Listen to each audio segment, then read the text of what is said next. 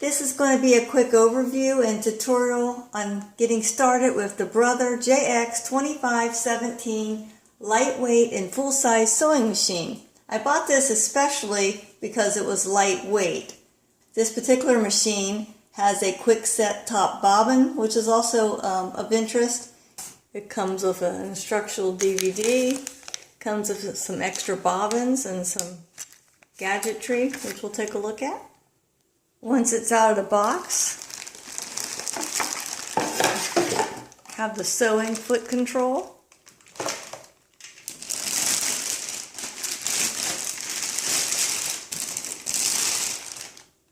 Has some protection here.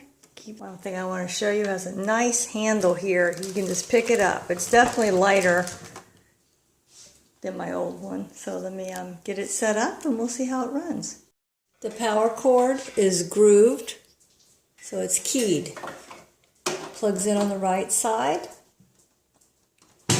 underneath the power switch on the on and off button. An overview of the machine from the top right. You have your bobbin winder, you have the spool pin, and notice it raises up. That's good, that way for storage it won't get so much damage. The thread guide. The slot is used when threading the upper thread, and this little round wheel is used when threading a new bobbin. The thread take-up lever, I don't know if you can see it. There it is. See that metal thing moving right here? On my old Singer, this was pretty much, it actually popped out of the machine. Now it's pretty much enclosed. Upper thread tension control dial. There is a thread cutter right there. Nice little thread cutter. We have a flatbed piece that just pops right off. They say you can store items in that piece. I don't think I'll do that because I think when it comes off, all my items would go flying. Here's the reverse lever. When you're sewing, if you push that, start sewing backwards. Here's the fine buttonhole adjustment screw. And of course your pattern selector. Notice there's a little guide over here. 2, 3, and 4 are different zigzag stitches. 5 is for zigzag like satiny material. And it actually has 3 tiny sections within 5. And 6 through 11 are your various straight stitches. 13 through 17 are some different design stitches. The power buttons over here. This also triggers the light. There's not a separate light switch. The machine came with 1 threaded bobbin, but I just want to note it came with 2 spares. Now if you've upgraded your machine like I have, make sure you don't start using your old bobbins unless they're the exact same height, the exact same width. You want to make sure they're the same specs, or else you might have problems with your stitch. I would just actually go ahead and buy the same exact one. See, the ones from my old machine are metal, so I might try it out later, but for right now. Okay, now we're going to thread a bobbin. You take your thread, pull up the stem, put it on there with your thread coming off from the side facing you. And let me see if I can. So up through the slot, around the tiny little spool. Oh, it's hard to do with one hand. There. Okay. You take your thread, you put it through the tiny hole in the bobbin, and you hold it.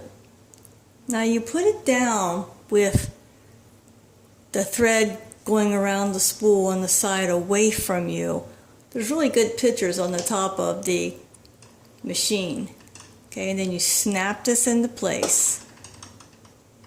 All right, now we're going to hold this up to get started, and then I'm going to press the foot. You let it run until it slows down all by itself.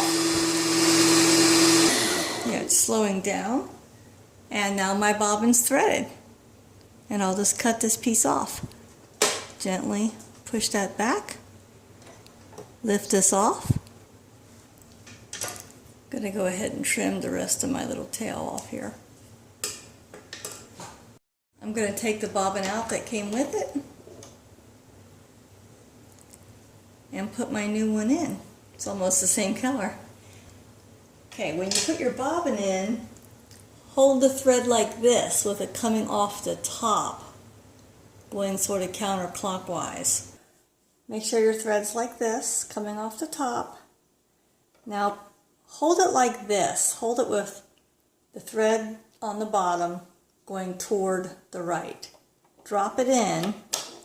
Now I put my finger right there and then I slide the thread. And that gets it, and there's a little metal groove. It's just like a little metal slot. And then it comes off the side and goes right into here. So it's not like my old Singer where I had to move the wheel down and up to catch it with the needle. And that's basically it. What they don't want you to do, they don't want you to just put it in here and have it coming off. That's incorrect. So you have to have it coming this way over here. Drop it in, put your finger here, and that just forces it to go into, you'll feel it with your finger even if you can't see it. It's a little metal groove. And now my bobbin's threaded. Very easy.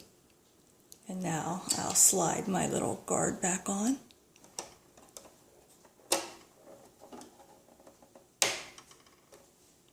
We're going to thread the top thread.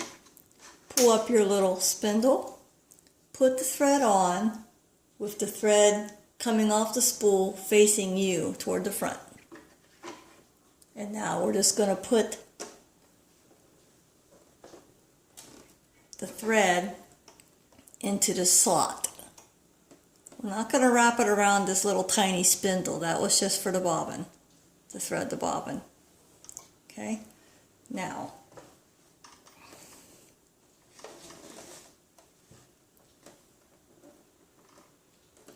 it comes down here. They're actually numbered. That's 1, this is 2. Go around the tension knob, come up, and you have to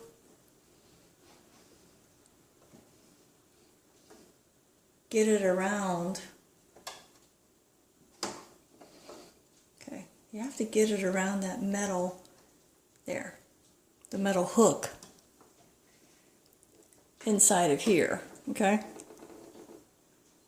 Then you just bring it straight down. Now, there's a little piece of metal. It's not really a hook, it's just a piece of metal. A little peculiar. There it is. It just goes into that slot.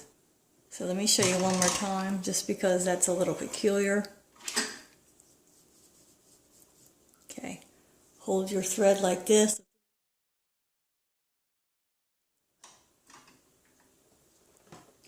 Very different than my Singer. Bring the thread around, come up from the bottom, go into that, just put it in the slot from the bottom coming up.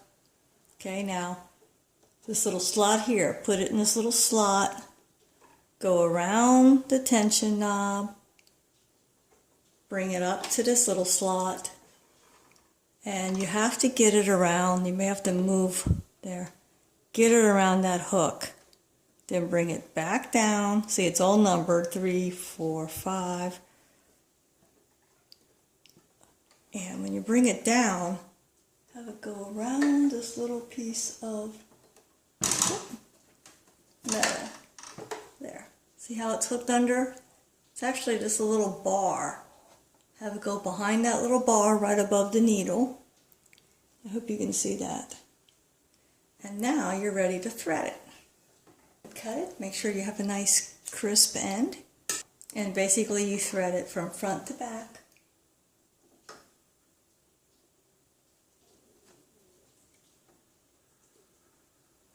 Tangles, there we go. Alright. The top thread comes down through the needle and goes through the slot in the foot toward the back, and the bobbin thread you just leave into the groove. The machine will pick up the bobbin thread and mingle it in automatically. So there's a little plastic lever down here, white plastic lever that lowers the foot. That's a little odd too. And now I'm going to leave it on straight stitch. We should be good to go. Very nice. Make sure there, get that thread out of there. And now, of course, we can switch the zigzag. Let's just switch it to a number 4.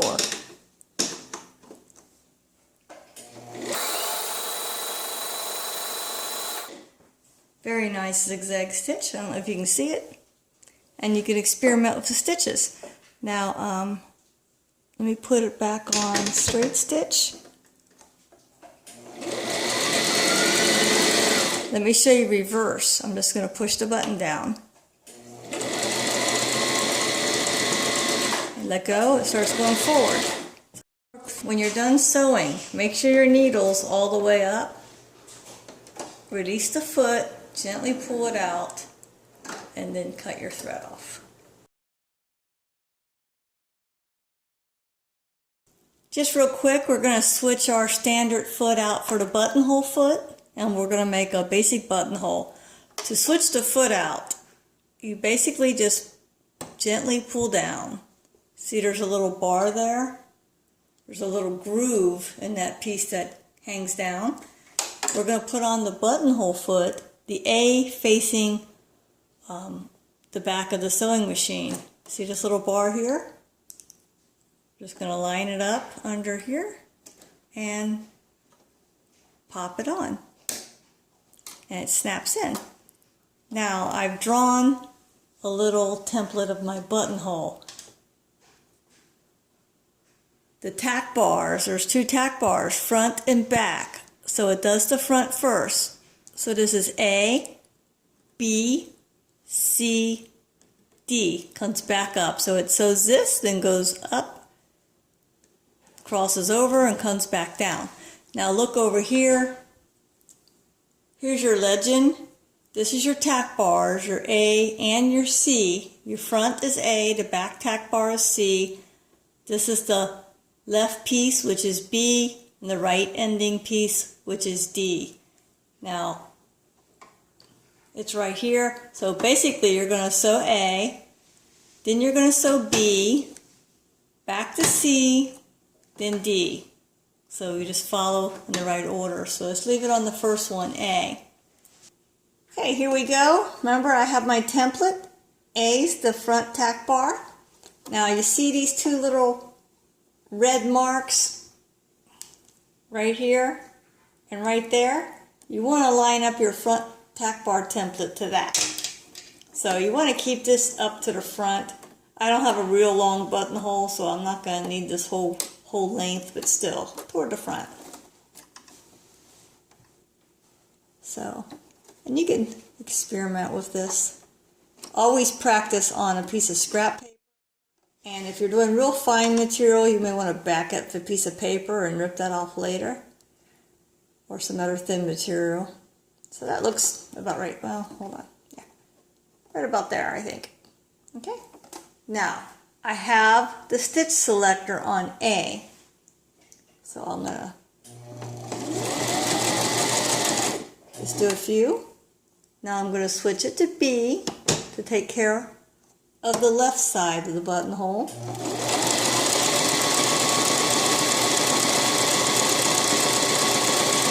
There, that's about right. Switch it back to C to do the back tack bar. And now I'm going to switch it to D to do the right side of the buttonhole.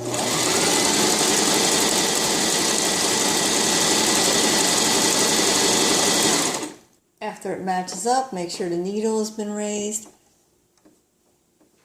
Raise your foot up, gently slide it out, and snip it off. Now, note how one side has a lot more threads than the other, and there's an adjustment for that. Okay, turning toward the minus sign made the left side even have looser stitching, so let's turn it back the other way. There. Let's see what that does. Actually, the whole thing only goes a half a turn, so I have it turned all the way to the right now. So let's see what happens. I've drawn another template here. Just raise up the foot. Put it under there. I'm going to line up the red marks with the top tack bar again. Okay. Put it on A. B. I'll try to keep it.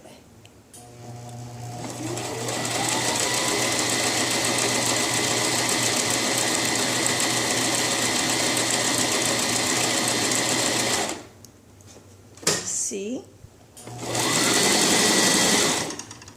And D.